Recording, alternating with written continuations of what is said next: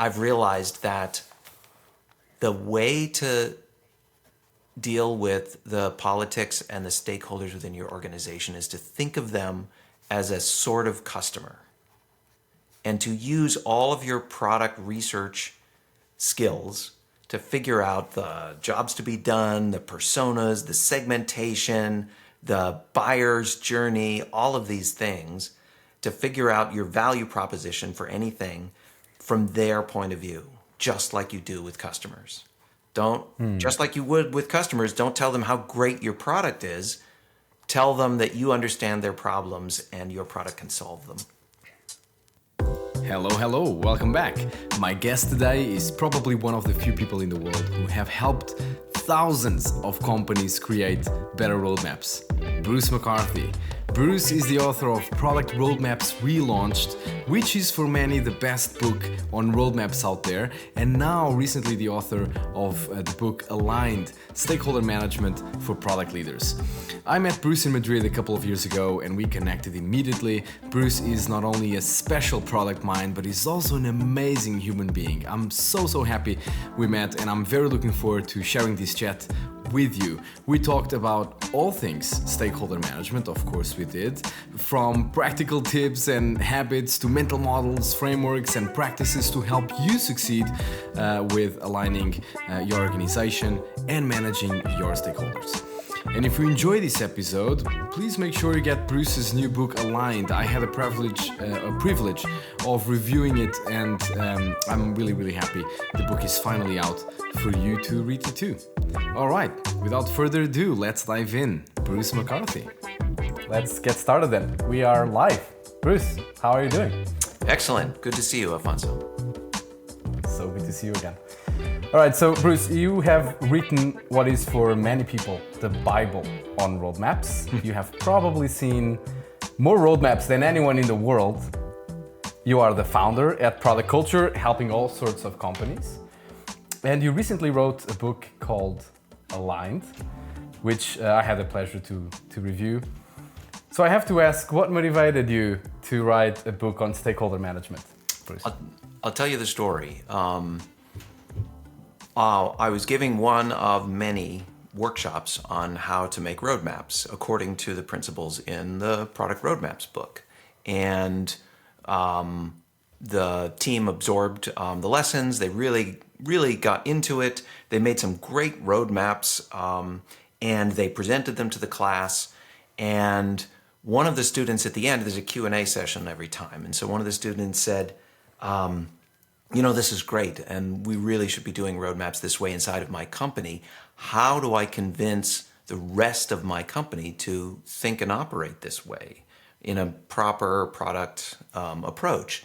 And I started to give a few tips of things that I had seen work, and she stopped me about after the third tip and said, "Oh, this is the workshop we need to have." She convinced me, she awoke in me the recognition that we as product people, we can have all the skills in the world, all the tools, all the frameworks, fantastic strategy, research. We can know everything we need to know about our market and have a terrific plan. But if we don't have buy-in from our organization, from the salespeople, the marketing people, the executives, the people who fund things, we're going nowhere. That is the missing ingredient for success in product, beyond being technical, beyond being trained, beyond having experience and know-how, is getting alignment within the organization, getting what I would call not just product market fit, but product company fit. I love that. So there's so many products, especially in large organizations, that there are good products. But then again, as you said, they don't get to succeed because the whole organization wasn't aligned with sales, couldn't sell the product, marketing couldn't market the product, and so on and so forth. So what are some of the early signs that you have a misaligned organization? So imagine you're a product manager or a product leader. How can you prevent this to happen? What are some of the signs that you can pick up? Well, I see this a lot in organizations. What I see is you have low conversion rates. That is, you try to sell and you only sell 1 out of 10 times instead of 6 out of 10 times. Or you have low retention. Your business results aren't what you think they ought to be. And it's usually because there's a mismatch between the assumptions of different functions within the organization about who the customer is, what problem we're solving, how valuable it is, etc. The classic one is disagreement over the ideal customer profile and what market we're in. Sales will often chase any opportunity and will ask you for things to add to your product, features, or what have you, that at first you're like, wait, why would a customer even want that? And it's because they're thinking of a different market segment than you are. There's a simple, concrete example of misalignment. I worked with this one company where the marketing person said, I know that I can make my numbers if I define the market very broadly. That is, I can generate a large number of qualified leads for the sales force if I define the market this way. The product leader came back and said, well, that's great, but our product can only sort of barely solve the problems for that broad of a market segment. If we look at it that way, our conversion rate is going to be low. And in fact, it was. Their sales cycle was very long, conversion was low. If we define it this way, only this subset of the market, then we're very likely to be successful. When we pitch to these, we sell the majority of the deals. And the marketing guy said, well, yeah, but I can't meet my goals that way. I'm charged with generating a certain number of qualified leads. And so how do you, that is a clear sign of misalignment. And how do you fix that? Because that relates to incentives as well. Yeah. Doesn't it? So well, marketing has a whole, With this particular company, the marketer and the CMO and the CPO went back and forth, and they came up with a sort of a vague compromise, but it still didn't really solve the problem. What I've found is one of the most effective tools for driving alignment on an executive team across functions is OKRs, actually. Yeah. OKRs, and then the next step is a roadmap. And in my mind, the OKRs, basically we're agreeing on what are the objectives for the organization, what are we trying to accomplish. And often, well, I worked with this one company, same company. When we first did the OKRs, every department basically raised their hand and said, here's my OKR. And so we ended up with, for the company as a whole, 7 different OKRs. Right. They were all, one for marketing, one for sales. Yeah, marketing's was about leads, and sales was about conversion, and product was about customer satisfaction, actually, which I thought was great. But they were all sort of operating in their own little worlds and their own little silos. They quickly ran into trouble where they each department only achieved this much of their OKR for the quarter. And they began to realize that they were trying to do too much as an organization.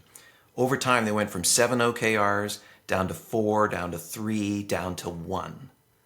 And now they operate with 1 OKR shared across the entire executive team for them all to pull together as a team and change something meaningful within the organization. Basically, they shifted their mindset from working in the business, executing marketing, executing sales, to as a team working on the business to improve it. Exactly. And that I love that. That has made a huge difference for them. They are much more aligned as an executive team, and so the marching orders to the teams is very clear. That happened actually because the forcing function was they had a series of outages, which is really difficult if you're a SaaS company. It's bad for the customers, and it's bad for customer satisfaction and for loyalty. And this was shortly after they had announced the 7 OKRs, and the CEO stood up, and I'll give him credit for this, and he said, yeah, these OKRs are great, but we really just need to focus on one thing the rest of this quarter. We really need to get customer confidence back where it was before these outages. And here are the 3 things that we need to do. And I was like, dude, that's your OKR for the quarter. And that was a huge lesson for them. And that is amazing, especially because it came from the CEO. So kind of you could argue that the discussion or the debate is, let's say, well, the buy-in is there from day one, let's put it that way. But in other organizations, they are misaligned, and unfortunately their CEO doesn't take that stand on, hey, right. Let's try to reduce from 7 to 3. So if you are in one of those situations, for the executives that might be hearing this episode right now, what are some of the tools that they can use to actually reduce those OKRs, or any mindset, any mental model that you can share that has helped in these situations? First is to just divorce it from execution stuff. It's working on instead of in, right? The business. Think of it as a machine. It's running. Sure, you can monitor its performance like imagine it's a car. You're monitoring fuel consumption. You're monitoring speed. You're monitoring all sorts of factors, how much CO2 it's producing. Those are all operating the business. But if you want the car to go faster, you've got to change something. You've got to open up the exhaust pipeline, or you've got to add a different kind of fuel, or you've got to add 2 more cylinders, or something like that. So that's how I think about OKRs. Is it's about what we're going to change in the business and to make it a better business. It's not about just we're going to do more of the same stuff. So that mindset is number one. Number two, we have to say, all right, if we're going to do that, usually these kinds of changes have all sorts of cross-functional effects. If we change the ICP, marketing changes, of course, in terms of who they target. Sales changes in terms of what the pitch is. It can now be much more specific.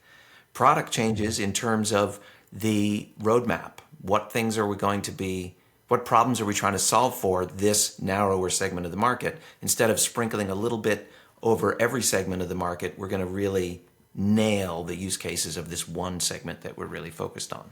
Customer support can now train around a narrower set of use cases and expectations in businesses. So all of this, if you recognize that all of these things play around the entire company, then every executive has a role to play.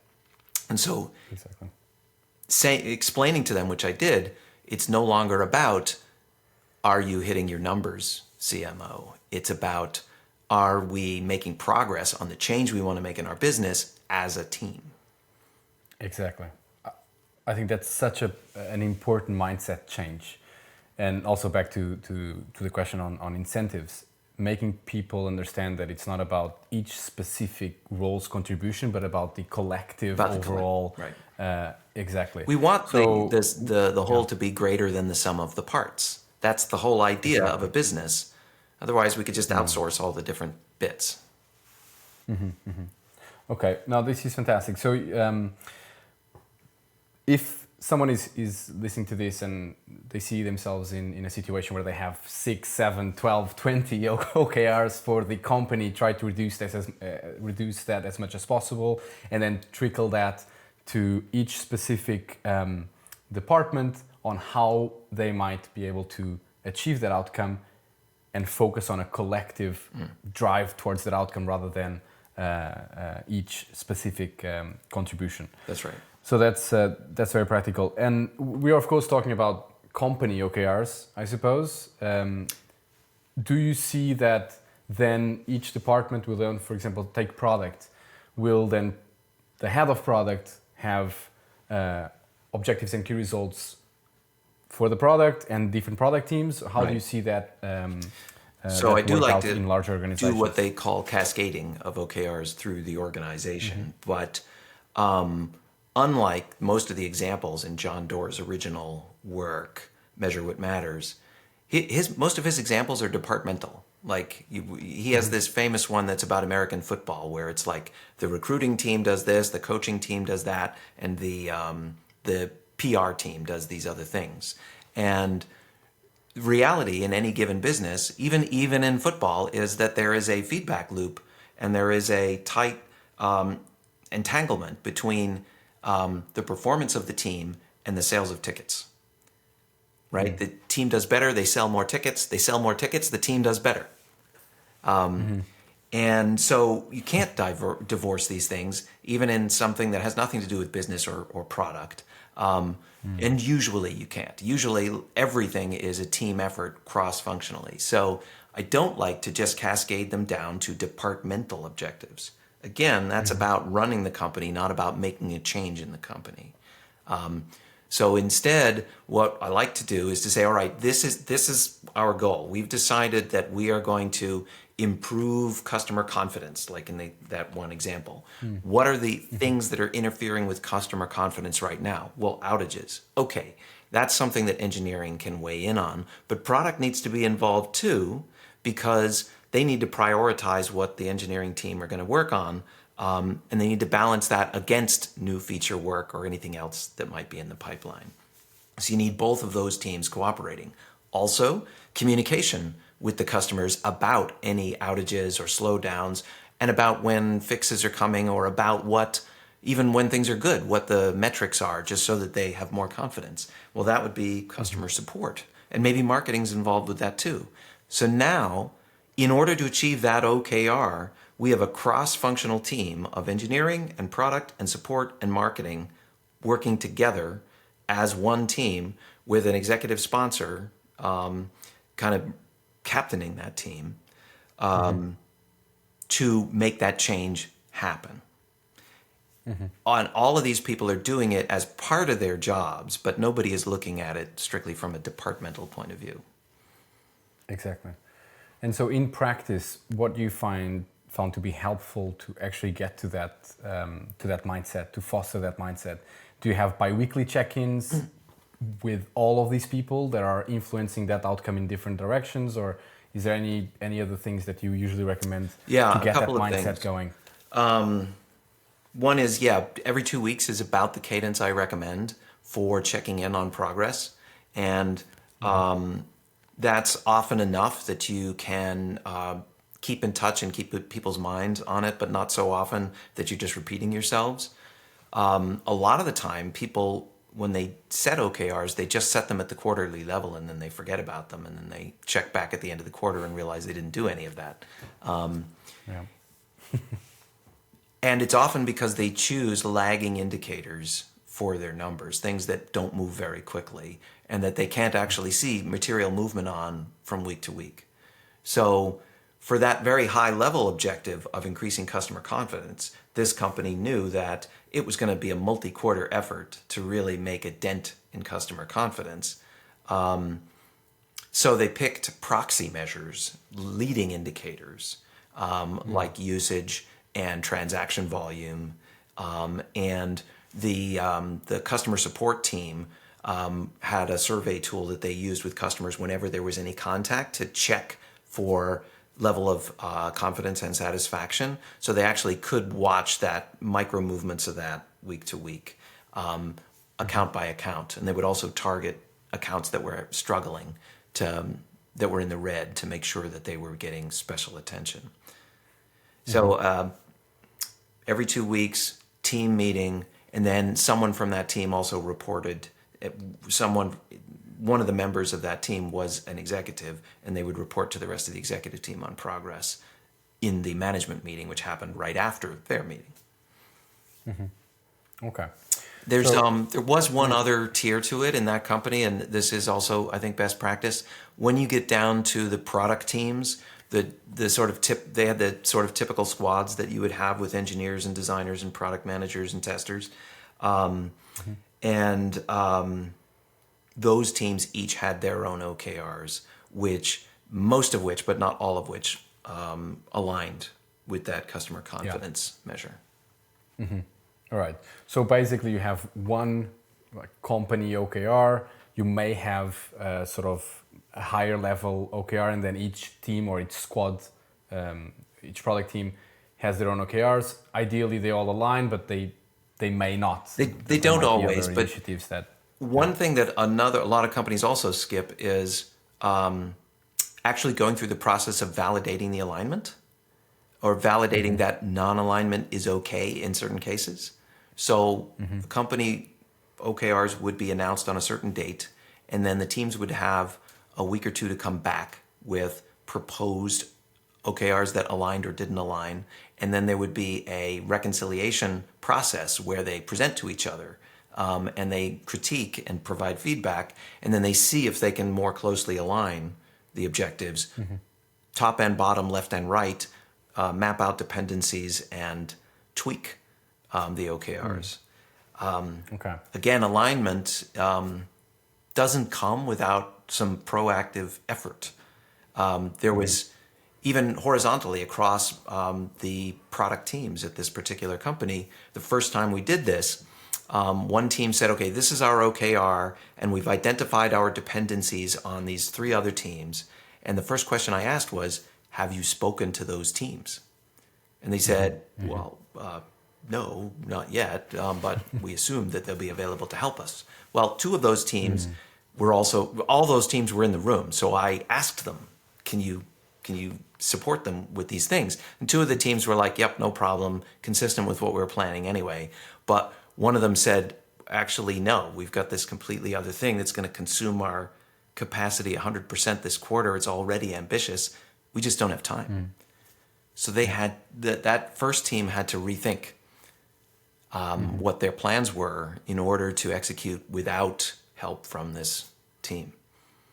And it was important to discover that early. Absolutely, and that happens a lot when you start all of these, these OKR cycles and teams starting to craft their OKRs, and then they may talk with each other, and when that happens in some situations, they might find that, well, we're basically not aligned, we don't have time to do this, and then priorities come up again. And there's no clear strategy, so the team by itself can't really resolve that. Right. So they struggle to, they get back to their leader and they say, hey, you know what, Team A and Team B, they said that they are completely tied to this other thing. What do you think about that? And then all of a sudden, these discussions take time, and then the OKR cycle starts to shorten.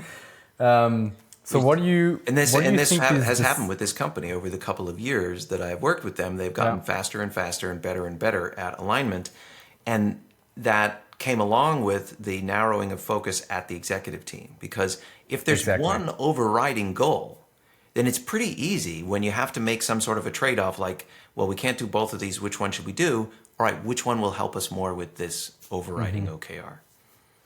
Yeah, that is key. I love that. That is so important.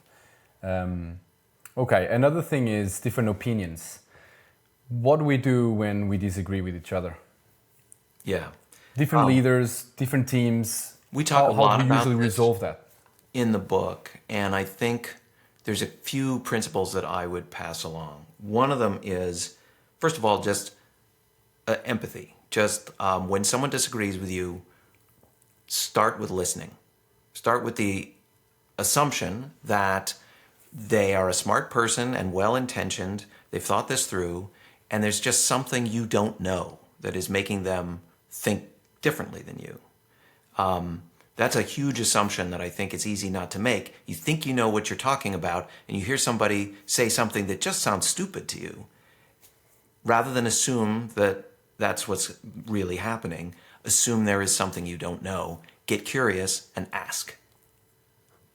It may be that there are facts that you are unaware of that affect what's the right decision for the company, or about this particular person or their team right now, or the goals that they've been given. They've been, they're being measured on, like the CMO, on number of qualified leads. And it's really hard to resolve a difference of opinion when your 2 paychecks depend on different answers. Exactly. Right. So you've got to. So one of the things you might not know is what's the incentive structure, and there's no reason not to talk about that. You don't have to talk about the dollars, but you need to talk about, well, what are you being measured on? What is your goal? And it might not be the same as mine. So let's find that out. Second, that leads me to the second one directly, is it's much easier to align and to resolve differences of opinion when the goals are clear, when we have a clear mission, vision, and strategy and objectives. It's much easier to agree reasonably about which choice is more likely to get us the result that we share in common, if we do share an objective in common. And that hugely was the lesson for me with this one company. Okay, so there's also still times when we have the same objectives and we have the same facts and we've listened to each other, but we just disagree, right? We just think, I just think that this aspect of our situation is more important and overriding, or I just predict that this is going to be the outcome, and I think this and you think that. And so that's where the Amazon disagree and commit thing comes in. The only way disagree and commit works, though, if it is clear who owns the decision. So I think it's super important that we are clear about who owns what kinds of decisions within the organization. There's a framework out there. I didn't invent it. It's called DACY, and it's similar to RACY, but it's specific to decisions. There's a driver of the decision. That's the person who owns the decision, the DRI, if you will. And then there is the approver, someone who in theory could override the decision because they're an executive or whatever. But if the driver has done a good job, they never do. There is the people who are in DACY consulted or contributors. I think that's what it stands for. Those are people who have relevant information or opinions about what would be a good decision. And then there's informed, people who just need to know what the decision is once it is made. Right. And the owner of the decision, the thing that makes the DACY framework work, I think, is that they're identified by name. Afonso, you own this decision. I might be your boss or some other executive, and I'm the approver. So my job is to tell you what I think the decision criteria are, so that you can make a good decision, and then empower you to go ahead and make that decision, and only overrule you if I think either you're incompetent or, again, there's something you didn't know that has changed that now I need to tell you. And then your obligation, though, is to go around to the contributors and make sure you have input from all the relevant places. Those contributors are not making the decision. It's not a voting thing. It's not a democracy or consensus. It's what I call the participative decision-making method, where there are all these different players who have roles, but only one person owns the decision in the end.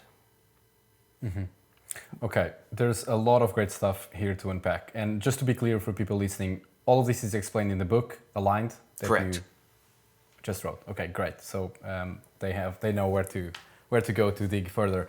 So you mentioned when we disagree, we want to be curious, we want to be empathetic, we want to assume that there's something that we don't know, and so we want to start there.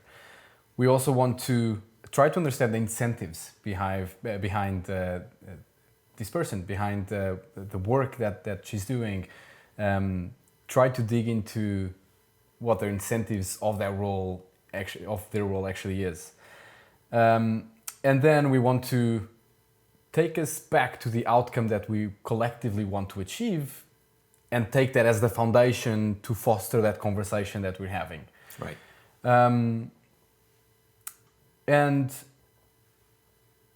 then we talked about actually owning the decision and committing and disagreeing. Right. I think the very important point when it comes to committing, even though you disagree, is to really make sure that people felt heard and seen. That's right. And I think this is where some leaders, they just expect, well, you guys just need to to disagree and commit. Right, but they forget people about what it takes to make a good disagree and commit phenomenon actually occur. It isn't as simple as I state my position, you state your position, whoever owns the decision decides, we're done. Exactly. It starts with a full discussion that begins with curiosity, right? I want to really understand your position. And then I'm really glad you highlighted the feeling heard bit, because after you have heard someone's position, it might be tempting to say, okay, here's why you're wrong. This and this and this and this and this and this. And that is not going to get you to disagree and commit, not in a healthy way, not in an effective way. And I'll give you a counterexample where it didn't work. What's going to get you to disagree and commit in an effective way is to then repeat what the other person said in your own words, to summarize what they said and reflect it back to them and say, okay, so if I understand you correctly, what you're saying is this, this, this, and this, and so therefore that. Is that right? And then if they say, yeah, okay, you got it, or exactly, or I couldn't have said it better myself.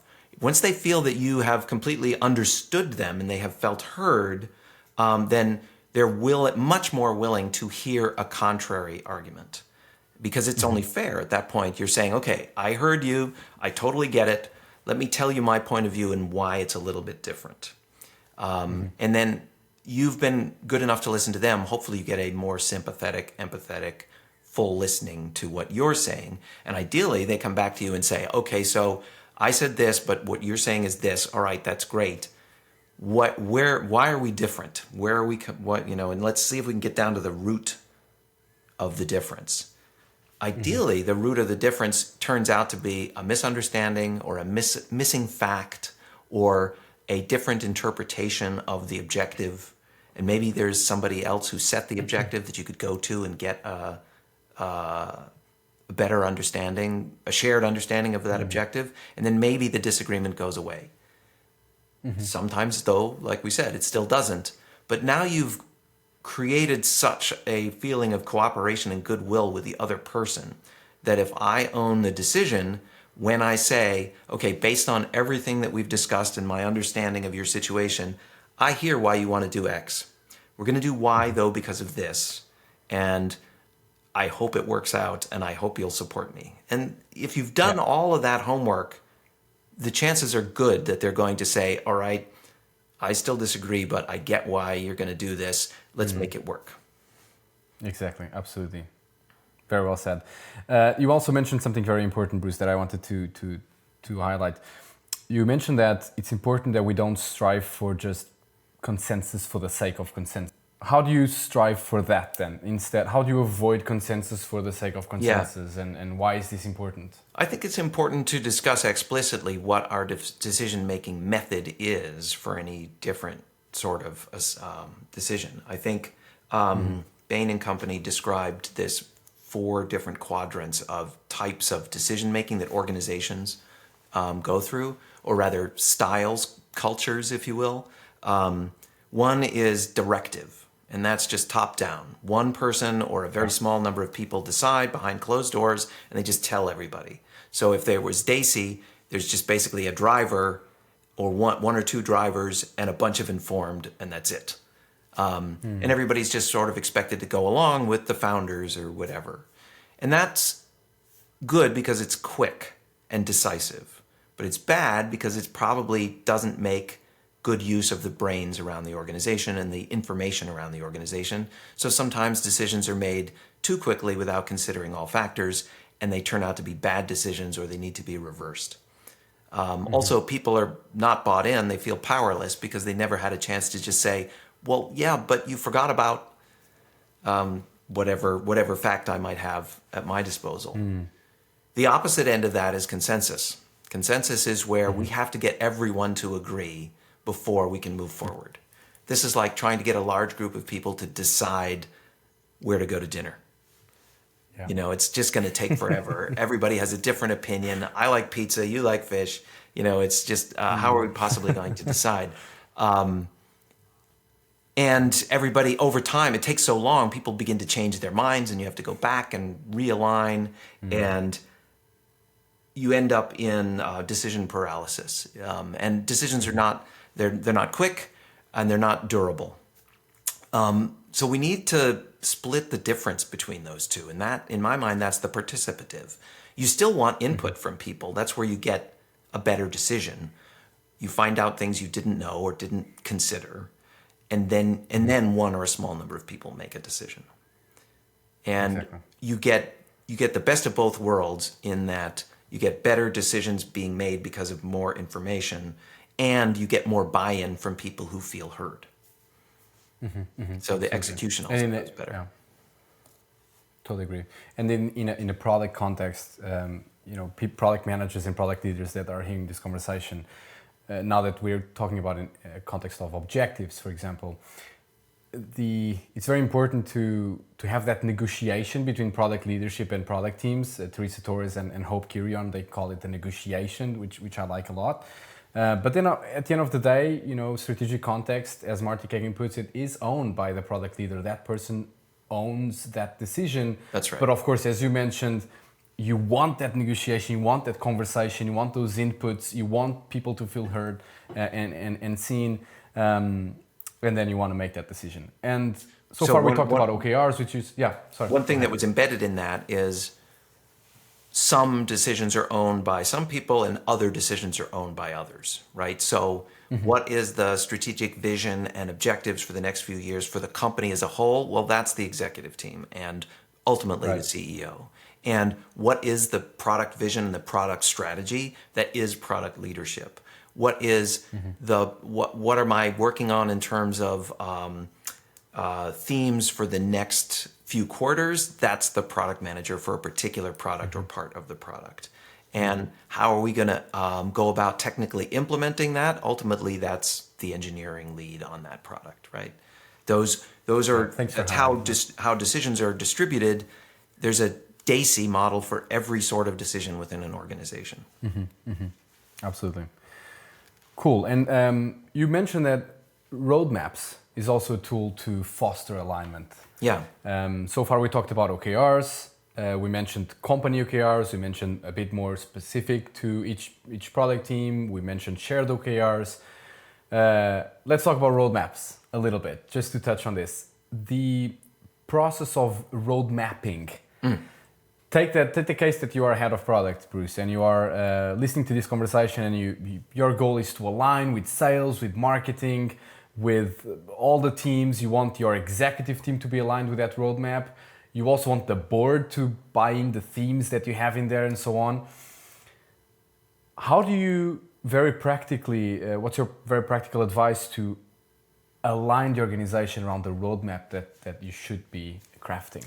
Well, it starts with some of the things we've already talked about. It starts with, well, what are our objectives in the first place? Do we have a vision for where we want to take the company? Do we have objectives for the next few years or for this year, or for this quarter? And so those are the bedrock on which the roadmap is built. You've got to have that first, because otherwise it's just a list of reasonable sounding ideas of features that we should do and some guest dates, right? Features and dates is not a proper strategic roadmap. So from there, with that shared foundation, the next mistake that teams make often is they put together a roadmap in isolation. It's just the product team by themselves. Maybe they involve engineering, maybe they don't. Maybe they involve design, maybe they don't. But they seldom involve sales, marketing, finance, support, all those different functions. And I think that's a huge mistake. I'll give you another example. I worked with this company where the product team would bring to the executive team at the start of every quarter their roadmap, which included a bunch of things that they were planning on executing on that quarter. And at this one particular company, what happened over and over again was the sales team said to them, sales leader said to them, well, I've got some RFPs in the pipeline and I need this, this, and this on the roadmap. Can't we fit those in somehow? And the support team said, here is the things that the customers are complaining the most about and calling in with problems around that's causing dissatisfaction. We need those on the roadmap too. And the CEO said, I've got a bunch of partnerships in the works with other companies, and we need to integrate with all of them. So all your roadmap stuff, let's just do that later. Here's your priority list, product team, for this quarter. And they just got handed it all at once. And the product team was like, well, we haven't done discovery on any of this. We don't know what the problem is or who has it or whether it's highly leveraged or not. And the CEO just said, this is your priority list. Get it done. And they said, okay. And they got as much of it done in the quarter as they could because they were told to.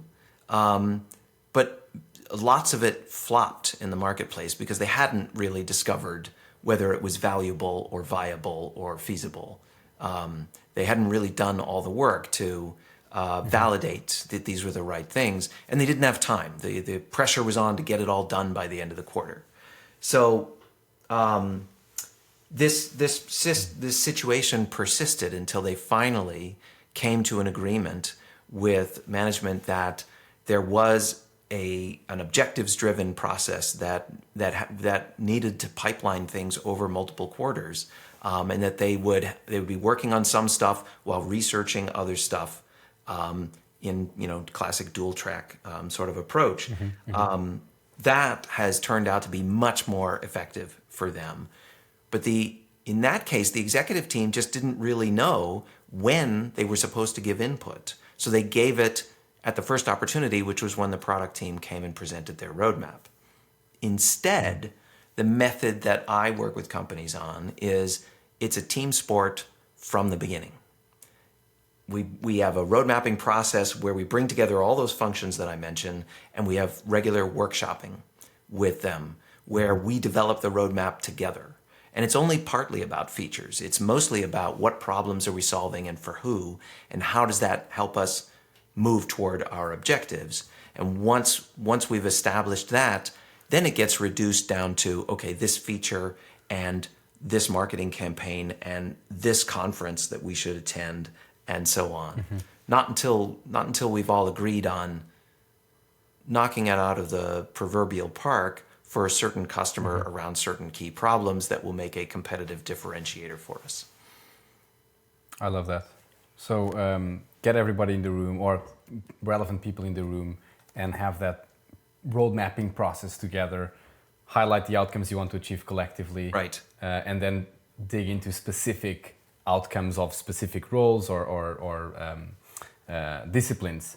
It goes back to the same philosophy on the objectives that we talked about before. It's the same, but in this case it's a different artifact that we're using. A little bit further down the stream from the objectives, but it's the same. It's the same process, and again, it's taking the departments out of the equation and getting the team together that you need to have the right input and the right buy-in on what is going to work for the company. Over and over again, I get projects where a company says, "We need to do a roadmap. We're not good at this. Can you come help us?" And I say, great, let's have a road mapping workshop. And I want engineering and product and design, but I want marketing and sales and finance and support. And they're like, you want all those people in this? And I'm like, yeah, how are you supposed to come up with a good roadmap if you don't have the people who have the relevant facts or who are going to be involved in making these things successful? It's not just about shipping. Exactly. Absolutely. So if you're a head of product or a product manager even listening to this conversation and thinking, oh my God, I need to do this. I need to get everybody. I need to get Bob from sales and Suzanne from marketing, and I need to get all these people together. But right now they're feeling a little bit intimidated. They don't really know where to start. Like where do they start from, mapping out the people that should actually be there? What should be the criteria? With just one representative of each discipline? Or the people they think it's mostly influenced, because org chart sometimes is not the best indicator of who actually drives this. So give us a little bit of some tips to get these folks going with this workshop that will do magic. You've had the experience of learning a language that wasn't your native language, right? You're speaking to me in English.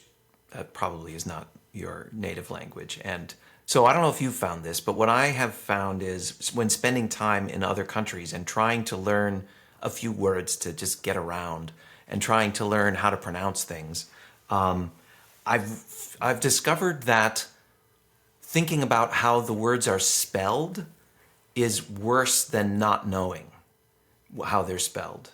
That is, mostly spelling is misleading in other languages.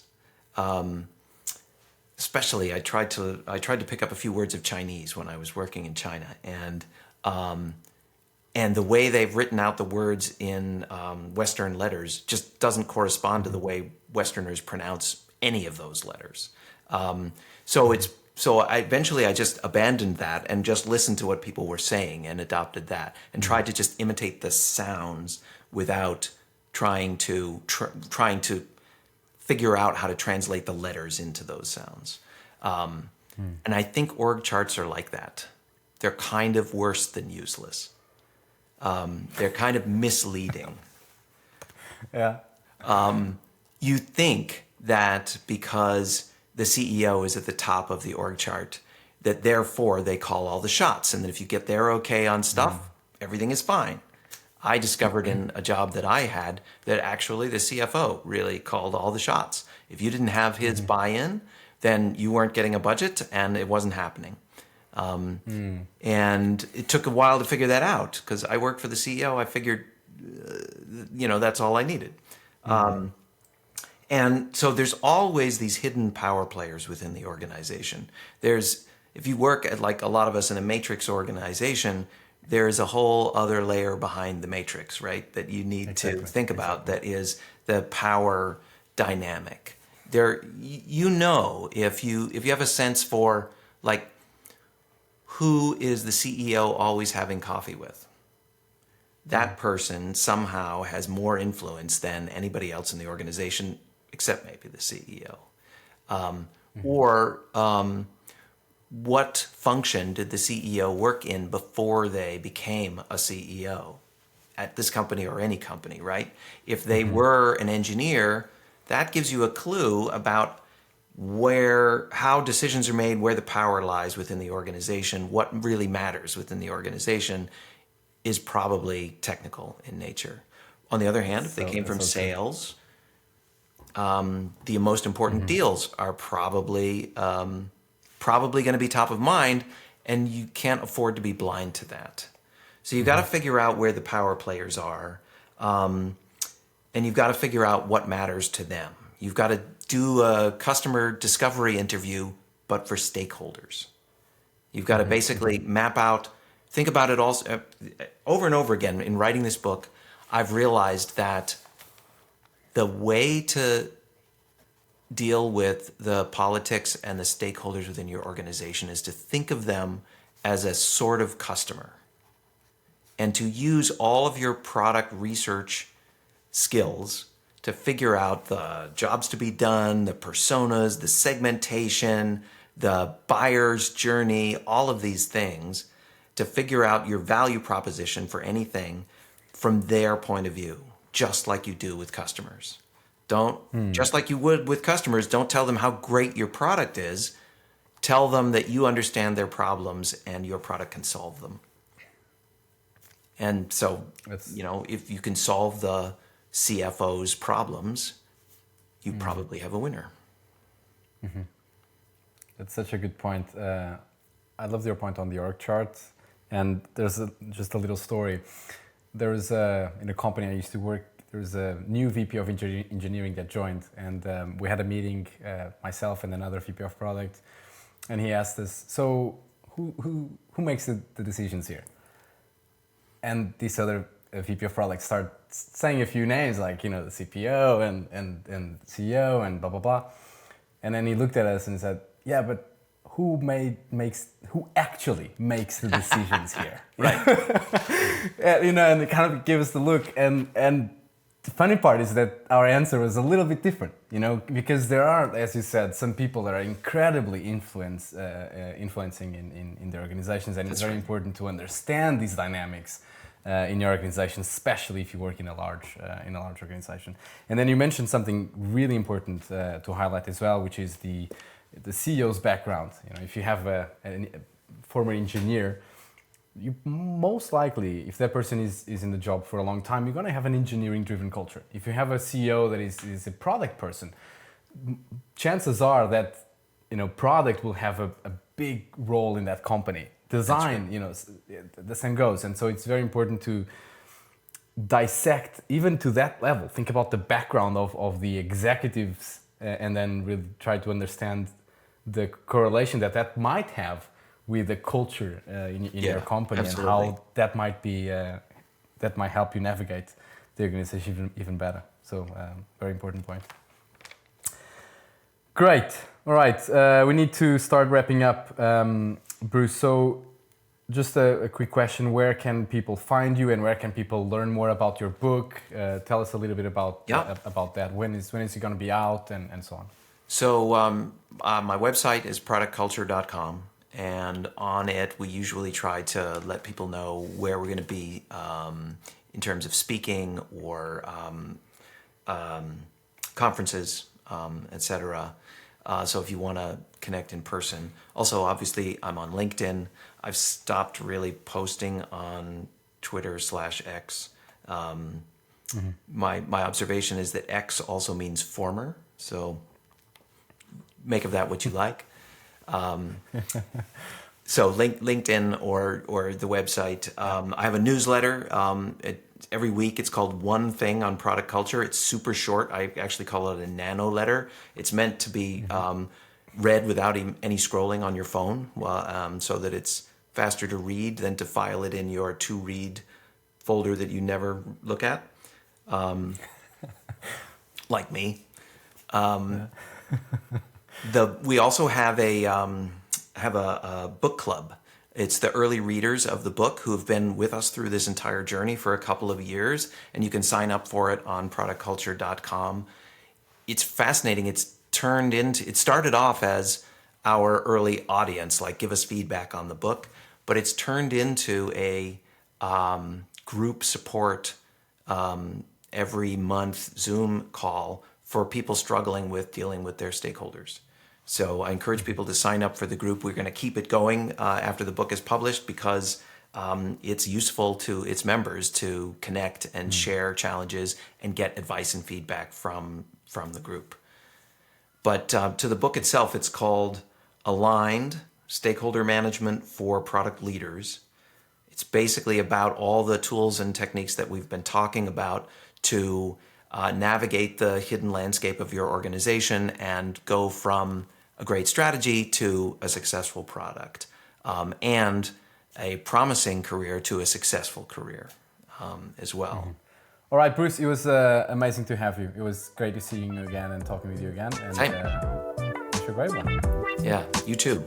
This was a lot of fun. All right, that was it for today.